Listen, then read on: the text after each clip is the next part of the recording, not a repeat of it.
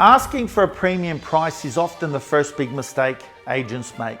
And I say this because your asking price on any listing is inversely proportionate to how attractive it will be to active and current buyers.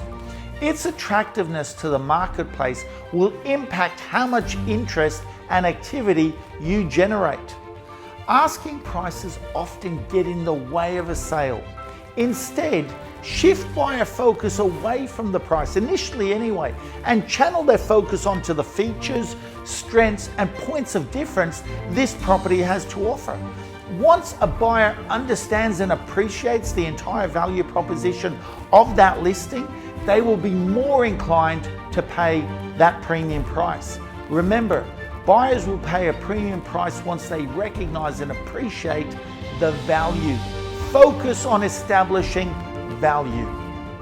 Once again, I'm Michael Mahon, your real estate success strategist.